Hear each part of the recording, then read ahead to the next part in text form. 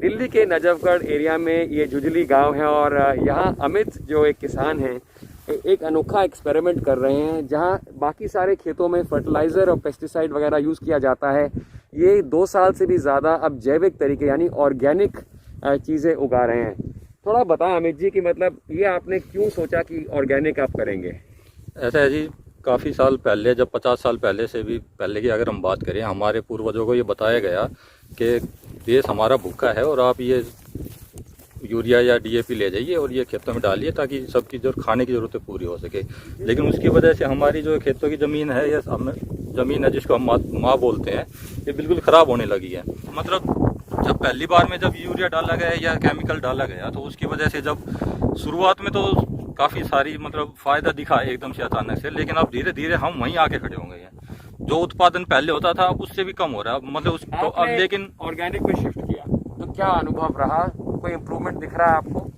Organic में improvement तो जी है, लेकिन अभी मतलब एकदम से नहीं दिखेगा, मतलब थोड़ा टाइम लगता है। ऑर्गेनिक जब जो हमने 70 साल में 50 साल में जिस ज़मीन को ख़राब किया है वो एकदम से ठीक नहीं होगी, उसके लिए थोड़ा टाइम तो लगेगा ही। क्या दाम मिलता है आपको? ऑर्गेनिक के तरीके दाम मिलता है या क्या अनुभव आपका भी? ऑर्गेनिक में जो ज़्यादातर लोग ऑर्गेनिक नहीं अपना रहे हैं उसमें परेशानी सिर्फ यही है कि उनको दाम नहीं मिल रहा, कि मंडी सिर्फ एक ही है। आप नॉन ऑर्गेनिक लेके जाओगे, ऑर्गेनिक लेके जाओगे, सबके लिए सेम रेट मिलेगा, किसी के लिए कोई अलग चीज़ नहीं है। तो जबकि ऑर्गेनिक में उत्पादन कम होता है, थोड़ा अच्छा होता है, लेकिन मंडी सबको एक नज़र से देखती है। और चीज़ बेहतर है बिकॉज इसमें कोई पेस्टिसाइड नहीं है, कीटनाशक नहीं है, तो हमारे स्वास्थ्य के लिए भी अच्छा है। हमारे स्वास्थ्य के लिए अच्छा है, लेकिन मंडी वालों को इससे कोई फ़र्क नहीं पड़ता कि ये चीज़ ऑर्गेनिक है या नॉन ऑर्गेनिक है, किस तरह की है। ऑर्गेनिक की तरफ क्यों गए आप? खर्चा बहुत पड़ रहा है ना, 1 एकड़ में वैसे खर्चा बहुत ज़्यादा आ रहा है। अब ऑर्गेनिक में आपका शुरुआत में सेटअप के लिए तो खर्चा लगेगा, लेकिन बाद में तो खर्चा कम हो जाता है, नगण्य माइनस में आ जाएगा बल्कि, क्योंकि खेत में वैसे ही इतनी ताकत आ जाएगी तो उसमें ज़रूरत नहीं पड़ती खाद बीज की 3-4 साल के बाद में। नहीं, उपज शुरुआत में कम रही। अच्छा, अब की बार शायद लग रहा है सेम हो जाएगी। रेट मिलता है आपको? क्या नहीं, मार्केटिंग में बहुत परेशानी है यहाँ पे। रेट इसलिए नहीं मिल रहा है क्योंकि मार्केटिंग अच्छी नहीं हो पा रही हमारी। लोग समझते हैं कि क्या ऑर्गेनिक, बहुत से तो ये बोल देते हैं कि ऑर्गेनिक वैज्ञानिक हमें नहीं खाने, हम तो अपने सादे खा लेंगे खाद खुद वाले।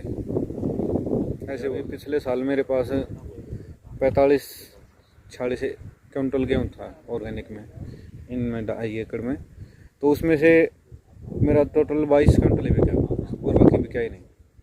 मेन परेशानी इसमें ऑर्गेनिक में है मार्केटिंग की। आप प्रोडक्ट तो तैयार कर लेते हो लेकिन उसकी बिक्री नहीं हो पा रही। तो अब हमने फिर मगर नहीं बिका, तो अब जो हम खेती कर रहे हैं इसमें ऑर्गेनिक सीड ही लगा दिया सब। ऑर्गेनिक इन्होंने कोशिश की और इनके साथ साथ कुछ और यहाँ पर जो फार्मर्स हैं वो भी कोशिश कर रहे हैं ऑर्गेनिक का तरीका अपनाने के लिए।